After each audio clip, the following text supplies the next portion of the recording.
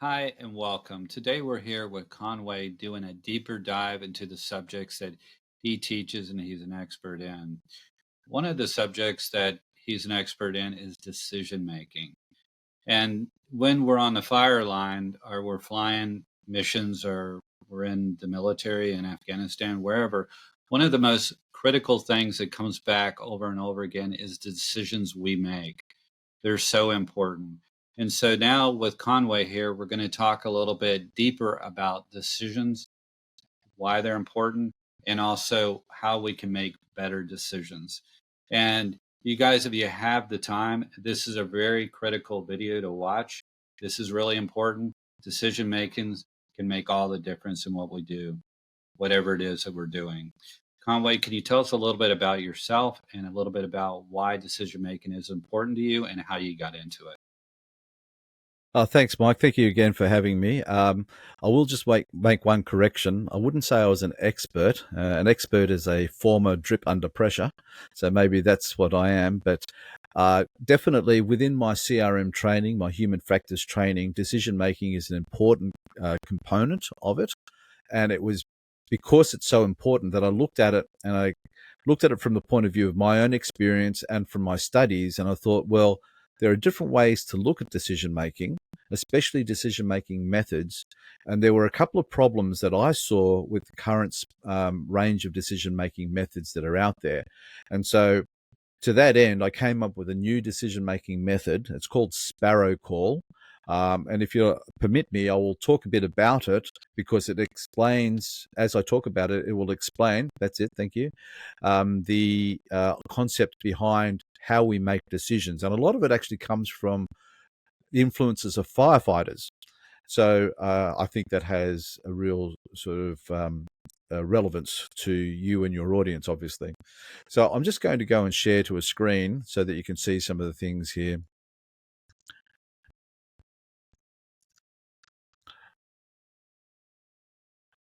Okay, so here I've written a book. It's called SPARROWCALL, Decision Making in Complex Situations.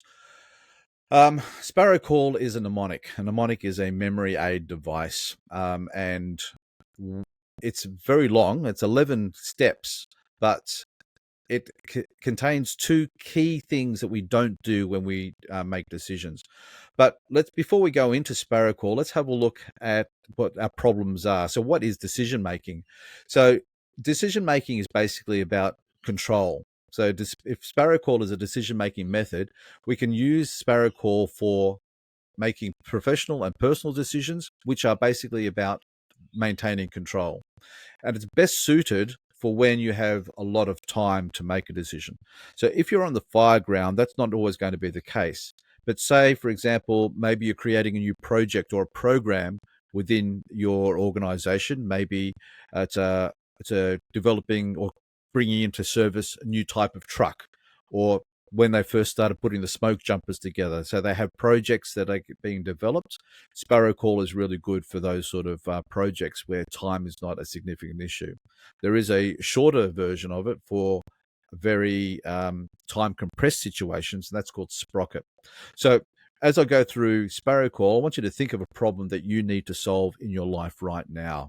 And then that'll help to contextualize the decision-making method. It could be something like, say, a career change, or maybe you have problems in an interpersonal relationship or something similar, or maybe you are managing a project or leading a team. These are all circumstances or examples of when you need to make a decision, solve problems, and you can use a decision-making method such as SPARROWCALL to assist you with that. So if we had to encapsulate decision making into one word, that word would be control. Now, if you have control, you want to retain it. So you do things to retain that control. If you've lost control, you want to regain it. And if you've regained control, you want to maintain it. So decision making seeks to make order out of the disorderly and put control back into chaos. And I'm not talking about the spy agency from the TV series Get Smart, Control and Chaos. Decision making, and I've got it on the screen there, it's the process of solving a problem by judging information, considering alternative courses of action, and then choosing the most appropriate course of action. Those are the 4 phases of decision making, and they were developed by a guy by the name of Herbert Simon. So sometimes we can find that decisions can be made for us. For example, we all have SOPs, standard operating procedures that we need to abide by. Well, they're an example of decisions that have been made for us. For example, if you are an air tactical group supervisor, or as we say in Australia, an air attack supervisor, you jump into your aircraft and you're going to be wearing a helmet because you've been told that you have to wear a helmet. That's an SOP. So the decision to wear the helmet has already been made for us. Policies restrict choices, compel actions, and help to guide decisions. Other decisions can be made for us by a leader, a team leader, or an elected official. Unfortunately, we have a spate of really bad politicians at the moment, both in Australia and in the United States. And so, unfortunately, they have to make decisions for us. But in a democracy, we get to kick them out after a couple of years. The other thing about the way that decision-making policies help us to make decisions or compel us to make decisions is the use of the English language. And this is very important when you are writing procedures.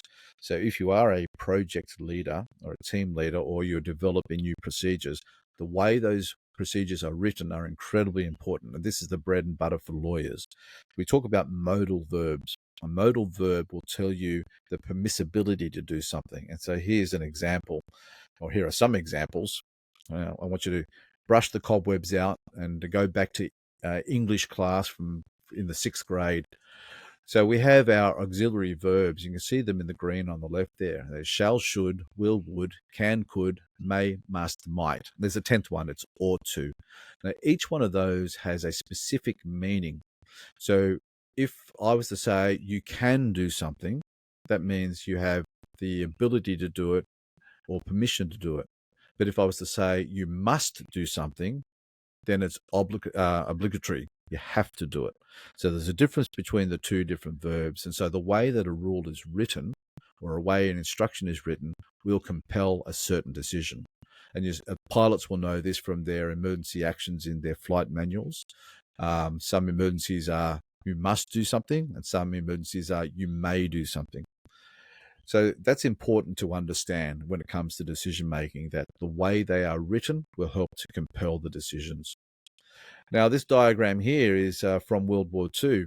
The decisions for American and British bombers to get to different parts of Europe was dependent on the range of the fighter escorts. And you can see there that until the P-51 Mustang, which is in red, was introduced into the theatre of operations, which had the extra long range, that a lot of the bombing missions would have fighter escorts only for, say, a quarter or a half of their mission.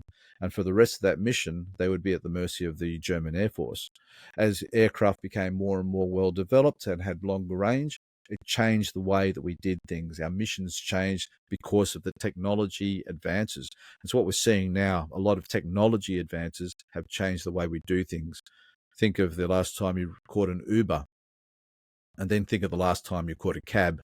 There's an example of technology changing the way we do things. But the other thing about that is, if we know what our capabilities are, we can plan it. And if we have a plan, that will also influence our decision making as well. Because if we have a plan in place and we have contingencies thought of, what we're doing then is we're looking for triggers to go from plan A to plan B. So it's important to understand the concept of triggers. And in the aviation world, especially in the military aviation in the World War II and in Korea, they had what's called the point of no return and the equitime points. So this was all decision points, critical decision points based on pre-planning before the mission. So good planning allows for good contingency planning. So contingency is the trigger to go to the second plan. It is reliant on good information, and good planning also enhances our situational awareness, and good planning also includes identifying those triggers that make you go from plan A to plan B. So here's a question for you, Mike. Do firefighters have decision-making models, do you know, or methods?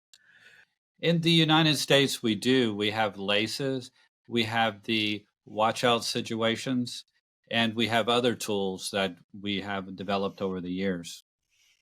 Exactly right. So LACES actually used to be LCES, and LACES was derived from the 10 standard fire orders. So here we have the decision-making methods for the country fire service in South Australia. It starts with size up, options, action, and review. And the size up is once you arrive on the arrive at the event, you conduct a situation report to your chain of command. You do a dynamic risk assessment, and you figure out what your mission is, and then you go on from there. So those are the steps for the decision making. Whoops, there we go. Okay. But here are the 10 standard fire orders, and you'd be very familiar with those. They came out of the United States back in the 50s, and they were based on the standard orders for sentries in the United States Air Force and then the US Marine Corps. And so they found that if a firefighter understood the standard fire orders, then they're more likely to make better decisions.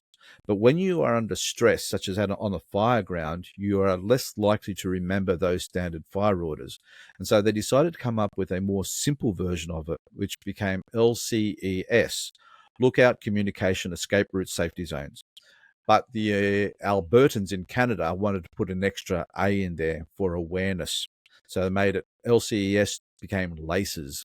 And LACES is basically your 10 standard fire orders brought down into a much simpler and easy to remember mnemonic. So when we look at the 10 standard fire orders on the screen there, I've put the LACES component next to it. So number 1, keep informed on fire weather conditions and forecasts. Well, that's awareness. Look at number 5 there, post lookouts when there is possible danger. Well, that's lookout. Number 8, give clear instructions and be sure they are understood. That's communications. And the last one there is fight fire aggressively, having provided for safety first. Well, that's knowing where your safety zones are and your escape routes. So firefighters do have decision-making methods. And in fact, a lot of the big ones actually came from firefighting itself. So on the screen, you can see some key players in decision making. On the left, we have Frederick Winslow Winslow Taylor. I beg your pardon. He was very big. I see you're nodding your head there. You're familiar with who he is, Mike? You are? No, okay. I don't. Yeah, can you tell us? Oh, you don't? Okay. Oh, well, it's without going too deeply into it. He used to work for Bethlehem Steel Mill and Midvale Steel Mill, and then Bethlehem Steel Works later on. Back in the 19th century, they had a lot of the workers, especially in steel mills, were paid based on an hourly rate. So you worked 8 hours, you got paid X amount of dollars. He came up with a novel concept of tying pay to productivity. So if you produced more, you got paid more. So we considered that to be just part and parcel of normal work. But back in the 19th century, that wasn't the case. Also, back in the 19th century, if you were looking for a skilled worker, you had to go around and try and find someone who had those skills. And that made it very difficult. Well, he said, well, why don't we just create training programs and just find suitable people who we can then train to have the skills? That gives us a lot more flexibility. So those are just everyday, ordinary, standard management practices that we have now in the 21st century, but they were novel, completely novel back in the 19th century. He also came up with, along with a guy by the name of Henry Gantt, a way of tracking production. And that became known as the Gantt chart. And we all should be familiar with the Gantt chart. Monday.com is a version of a Gantt chart. The guy in the middle there, his name is, what's his name? Chester Barnard. Now, Chester Barnard saw that management needed to be involved in the way that workers did their work in order to ensure that the work was done correctly, but also to ensure that the workers were looked after and that their welfare was looked after. So he said that production and productivity is tied to the link between workers and management and their interrelationship. And he saw that a cohesive team where the manager tended to the needs of the workers incited the workers being concerned about productivity and the good of the organization. So it was all about boss-worker relationships, and that became sort of teamwork concepts. And then the last guy over there is Simon Barnard. Herbert Simon, I beg your pardon. And he studied decision making as a scientific method, and he came up with the 4 phases of decision making, which we take for granted. You can see the diagram on the right there. Phase 1 is gather intelligence. Phase 2 is design a course of action. Phase 3 is choose the most important one, and phase 4 is implement it. There is also a phase 5 that's evaluate it and adjust as required. So that's the basis of decision making. Now, this guy on the right there, his name's Lieutenant Colonel John Boyd, U.S. Air Force fighter pilot instructor. He came up with a concept to teach fighter pilots what to do in air-to-air combat. It's called the OODA Loop. It stands for observe, orient, decide, and act. Observe what the enemy is doing, orient yourself, decide on what you're going to do, and then act. But it's called a loop because when you're in that environment, whatever you do, that act part, will change the environment and will change what the enemy does. So then you had to observe again, orient again, decide again, act again. It became a loop. It's a closed loop process. Business then took the OODA loop and started using it so that it wasn't just related to air-to-air combat. You could look at it from the marketplace. So here's an example that I like to use. It's the Starbucks. So Starbucks observes what the market is doing, orients where it could place its next store, decides to do it or decides not to do it, and then will act on that decision.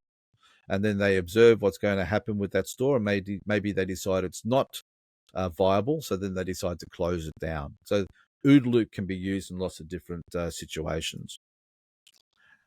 I will grade and SADI are 2 different decision-making methods that were used in the airline industry. They basically conform to Herbert Simon's model.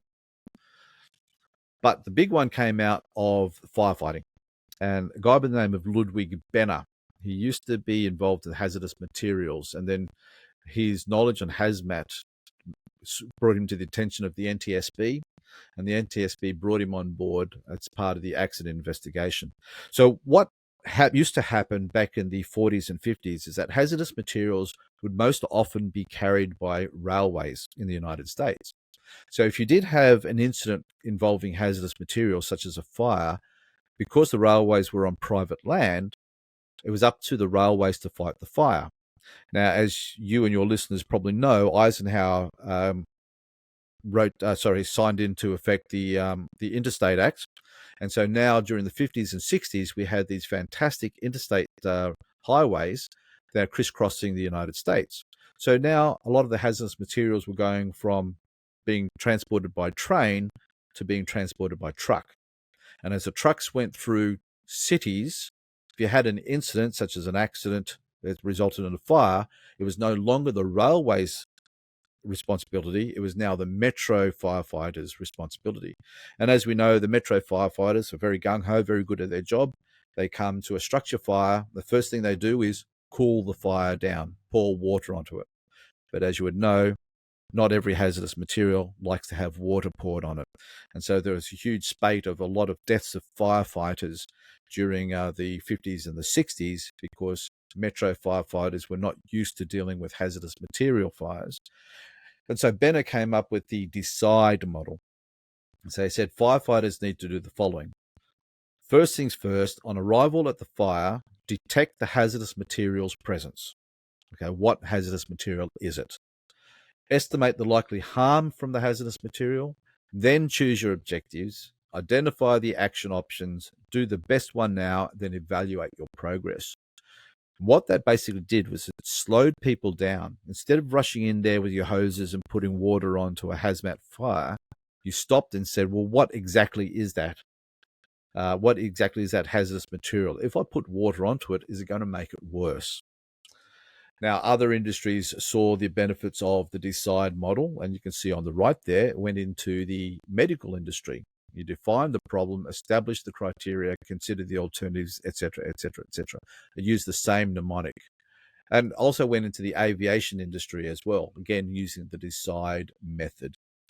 All of that came out of firefighting and Ludwig Benner in particular. There have been lots of aviation decision-making methods. Aviate, navigate, communicate is well known by all pilots. Anchor is now Aviate, Navigate, Communicate, and Administrate.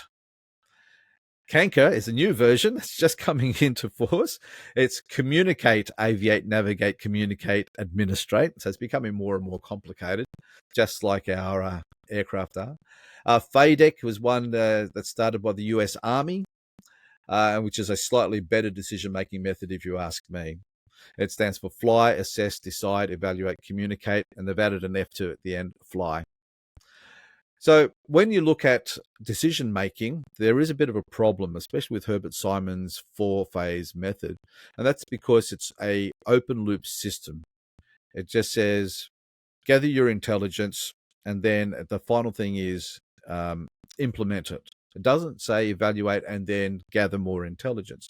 So you need to make it a closed loop, just like Boyd's closed loop OODA decision making. So what I have on the right here is a variant of the Simon's decision-making method. We start up at the top here. Let me just get the laser pointer. We start at the top here where we come across a situation that requires some sort of response. It could be an urgent situation or it could be a non-urgent situation. We detect the environmental inputs. We then assess them. And so this is the cognitive reasoning within this red rectangle here. We assess the inputs and we make assessments based on our recorded memory, long-term and short-term memory, and any sort of checklists that we may have. So these are your SOPs. It could be a flight manual. It could be emergency procedures. It could be anything like that. We come up with some responses to the situation, and then we choose the best one. And then we bring back our feedback to see how that changes the situation. And then we do the whole process over again. So what we've done there is we've made Herbert Simon's 4-phase model into a closed loop system. That's very important when we talk about decision making, to make it closed loop. So how do we make decisions? What do we base it on? Well, we base it on what's called the DIKW Pyramid. DIKW stands for Data, Information, Knowledge, and Wisdom. So we start at the bottom of the pyramid. What is data? Data are just signals related to a point of reference. It could be a number. For example, at the moment, it's a beautiful day where I am. It's 28 degrees. There's some data. Okay. Now, information is data that has been arranged into a recognizable pattern. So if the temperature at 8 a.m. was 16 degrees, then at 9 a.m. it was 18 degrees, and then at 10 a.m. it was 22 degrees, what I'm now doing is looking at those individual data points, seeing a pattern forming, and now I've been informed that the temperature is rising each hour. That's information. The temperature is rising. Now I can then use that information for knowledge. Okay, my knowledge is it's now where I am now, it's spring. I'm in Queensland, which means it's going to get hot. And so I can expect that by about 2 o'clock, it's going to be about 26 or 27 degrees, which means that I am going to be feeling quite warm.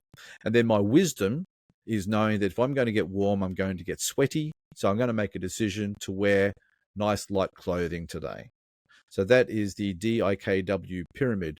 And for a very simple situation, that's what am I going to wear?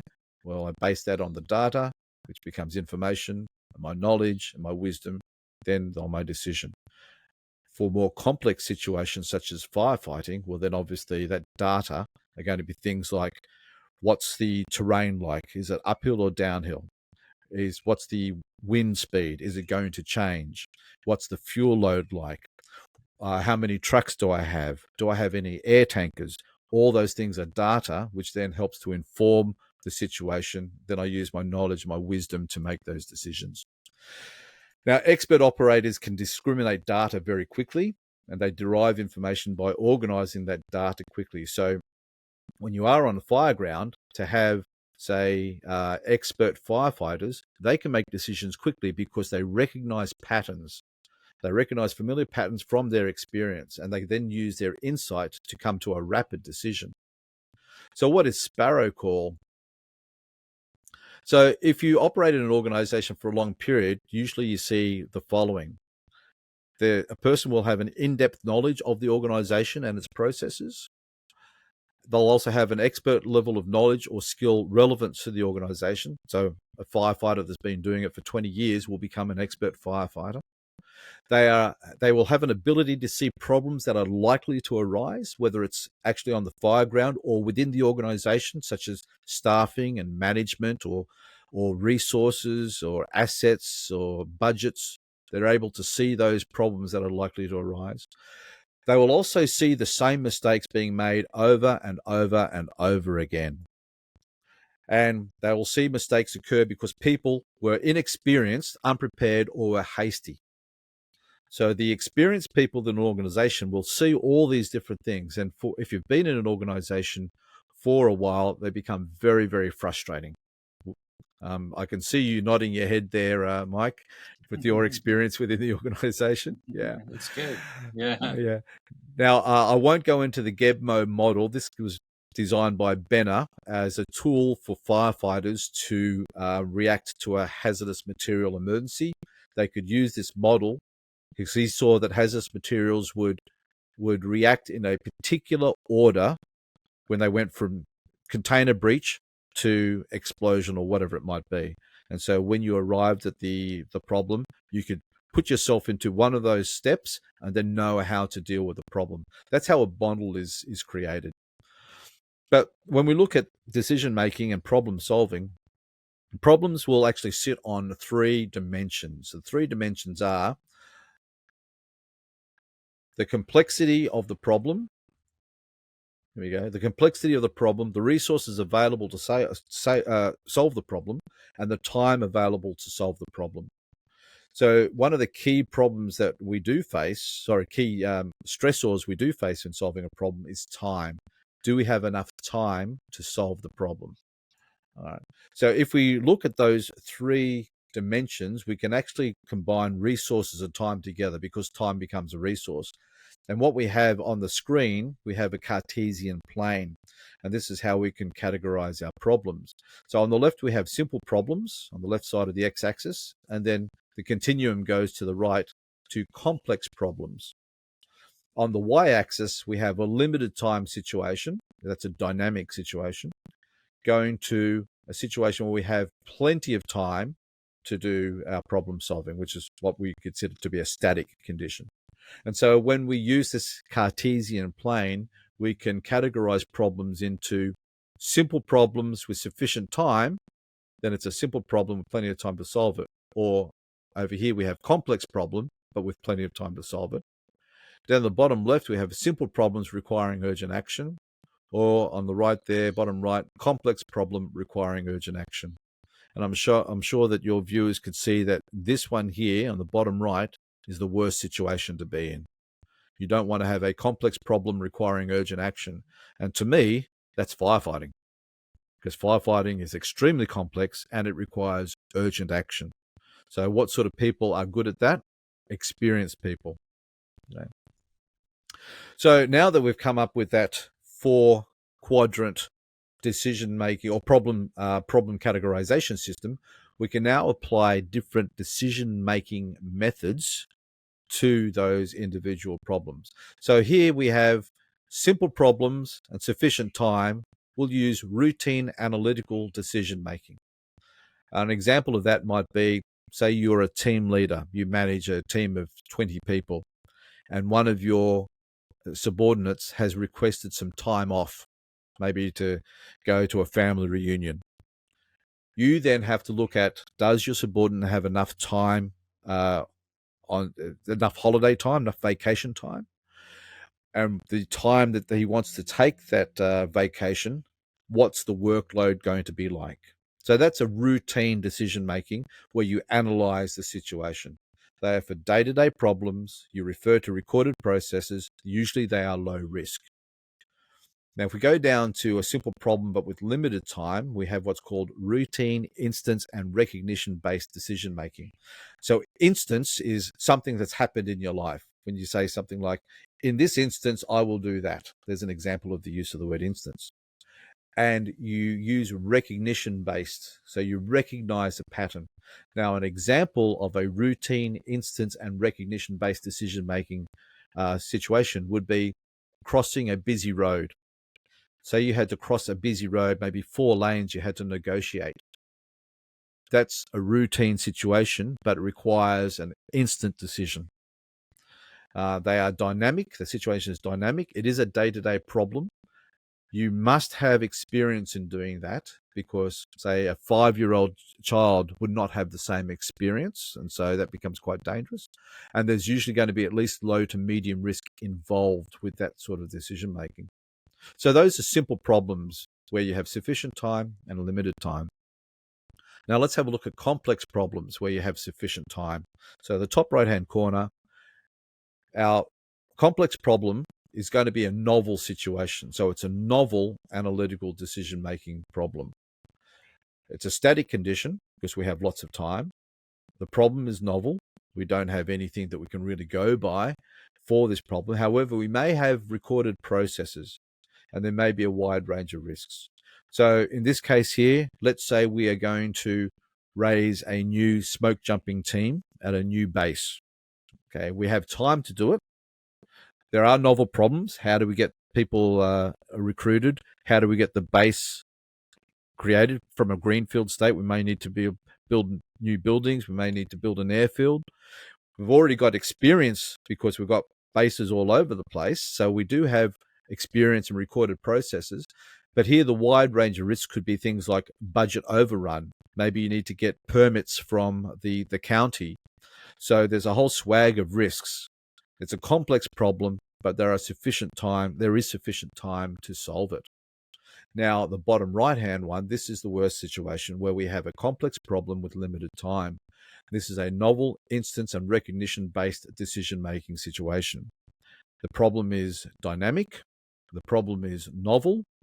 We do refer to experience and recorded processes and heuristics, and there are a wide range of risks. And the perfect example of that is firefighters coming up to a house fire. So a structure fire. Every situation is going to be different, but you're going to be able to, if you're with experience, the firefighters, arrive and know exactly what you need to do, but the situation is going to be different. The structure is going to be designed differently. The fire is going to be at a different stage, and time is going to be extremely limited. And this is why it's so important for the bottom right-hand quadrant here to be solved by people with experience. So now that we've done that, we can actually use different tools. So this here is called a line of effort diagrams used in the military. So in those instances where you do have time, you can actually create this as a tool just using a pen and paper. But it's also a good way to explain decision making. So each of these green triangles is a decisive event. So in order to get to the blue square at the end, which is your desired end state, you need to achieve the objective, which is that red circle. But in order to achieve that objective, you need to go through each of these decisive events. And it may be that there's going to be a critical decision point represented by the yellow star, which causes you to actually change your direction for a little bit or completely. Now, let's use the example of someone who is studying for a degree at university, at college. They may need to pass the first exam in order to be able to sit the second exam, which requires them to sit the third exam, and so on and so on. Their end state is to get the degree. That's the number 8. But the objective is to pass that year's study. So the objective leads to the final end state. And it might be the case that he fails a significant exam, which requires him to resit the exam or take some tutoring, resit the exam before he can sit the next one. So there's an example of a line of effort diagram to help articulate and illustrate how you're going to solve a problem. If you can sit down ahead of time and do that, that means your problem, you've got sufficient time. But you can also use it as an analysis. So analysis that I like to use is the Miracle on the Hudson. Cactus 1429, I think it was. So if you look at the top line of effort there, these are the options open to Captain Sullenberger. So objective A, which is written down here, was that he would be able to relight the engines. Now, for those of you who may not recall this, I'm sure everyone is familiar with it.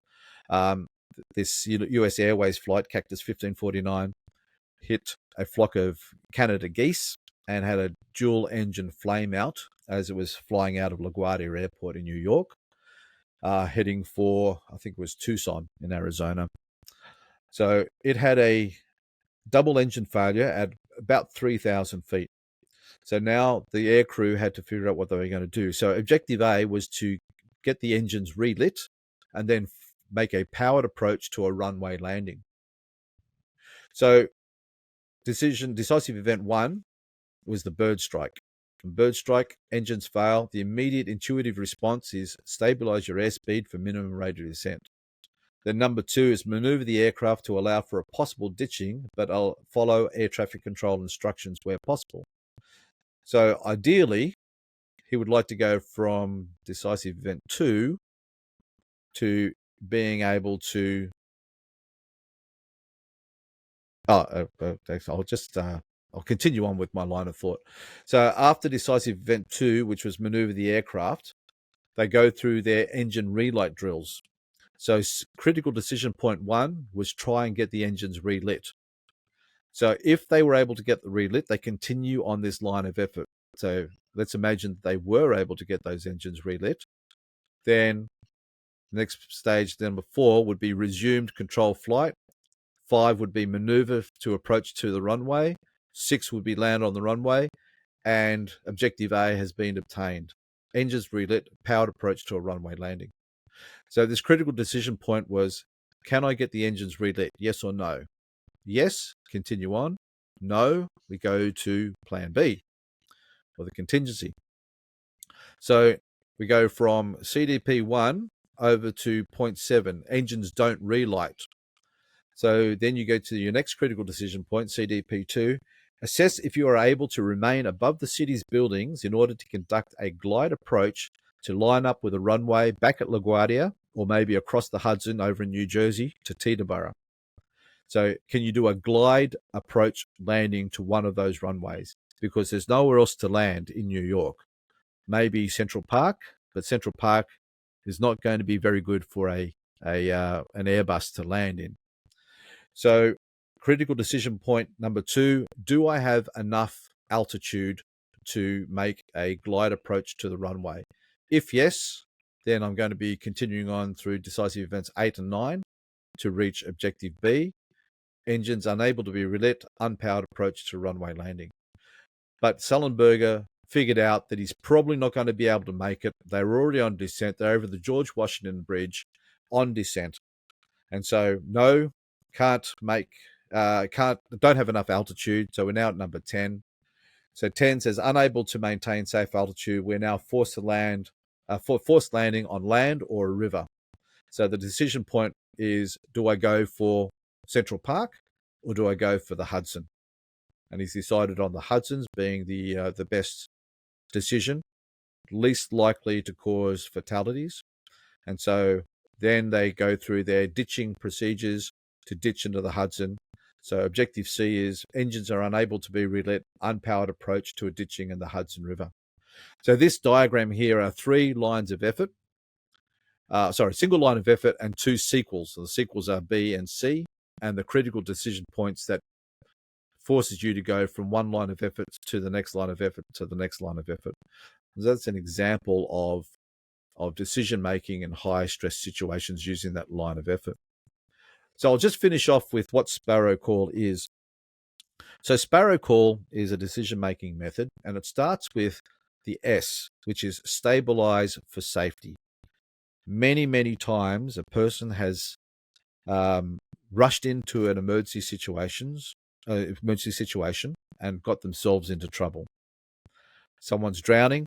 The automatic response is you jump in and try and save the drowning person, and you end up drowning yourself. So when you are confronted by a problem, the first thing you want to do is you want to stabilize the situation for safety. So you stop, take a breath, and think. That's what stabilizing it is. The next one is the P, problem. What exactly is the problem? What is it? And what does success look like? In other words, what's the objective? Because the problem may be So, for example, your child has an infection that's caused a fever. So the problem is the infection, or is the problem the fever? Well, if the fever is very high, then the problem is actually cooling the child down. The fever becomes a problem before you solve the infection. So the problem has to be analyzed. What exactly is the problem, and what does success look like? Then we assess the environment. What are the stressors, and what are the effects of the stressors? And are there already values? So in the instance of, say, firefighting, a wildland fire, what's the values of the organization? So I know that saving life is number one. Saving the life of the firefighters is your first priority. Saving other lives, and then saving property, and then saving the bushland. So you assess the environment. What are the stresses? Are there values that you need to work against? What are the risks? The immediate risks and any future risks. Remember, decision making is a closed loop process. So whatever you do may actually involve risks further on down the track. What resources are available? Now, the number one resource you can get is extra thinking power, brain power. And that usually comes with buying more time. So resources start with time, more thinking power, and then you look at things like, do I have extra manpower? Do I have extra tankers? Do I have helitack? Do I have an air attack supervisor? What sort of resources do I have? Given obviously that's a fire situation. Then options. You develop your options. Develop at least two. One for the best case scenario, one for the most likely scenario, and one for if things don't work out, the worst case scenario. Then you do a SWOT-T analysis on your options. What are the weaknesses and strengths of each option? What are the opportunities? What are the threats? And then there's an extra T there for triggers. What are the triggers to move from one option to the next? Those CDPs, as we saw in that previous slide. The C stands for confer, choose an option, and communicate with stakeholders. So you confer with members of your team. You're the team leader. You've got to make a decision. You don't make it in isolation, because someone else may have a better idea. So you confer with members of your team and choose an option. And as a team leader, you are responsible for that choice. You do not abrogate your responsibility. Whether it's a right choice or the wrong choice, you own that decision, good or bad. And then you communicate with all stakeholders what your decision is, because that leads to the plan. So if you are out on the fire ground, you are out with your team, you've made a decision, then you need to communicate it with your team, but also communicate it with the incident management team as well, who may not be there with you.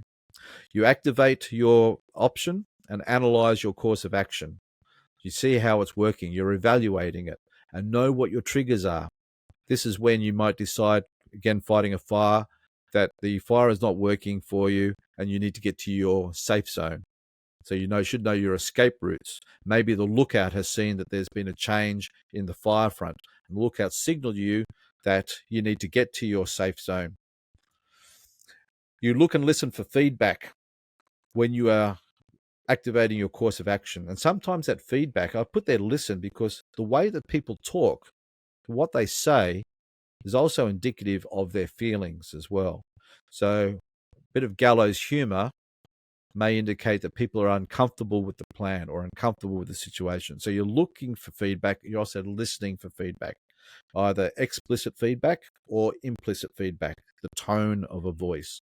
You reassess, reorient, and react. And this is a loop part of you. Look and listen and activate. And the last L is, after the incident is over, you learn from your experience, and then you teach others so that they gain insights from your experience, and you don't have to learn the same mistakes over and over and over again. That is the SPARROWCALL decision-making method. For fast situations or urgent situations, the shortened version is called Sprocket. Basically, it's the same thing, except expert decision makers would use Sprocket, and they can combine a couple of those steps. So, Mike, that's a very, very long explanation of the decision-making method that I've come up with. It is based on aviation and firefighting, for the most part, but it does have applications in any situation where you need to solve a problem. Okay, I'm going to stop sharing those slides there so we can come back to things. There we go. So I hope I didn't bore you too much there. Conway, no, you didn't bore us at all. We really appreciate your time today and coming on board with us and sharing more on decision making so we can know a lot more of what's behind the scenes in that. Thank you. No worries. Thanks, mate. We're doing this for all of you. If you like what we're doing, please give us a thumbs up, hit the subscribe button, and leave a comment below. See you next time.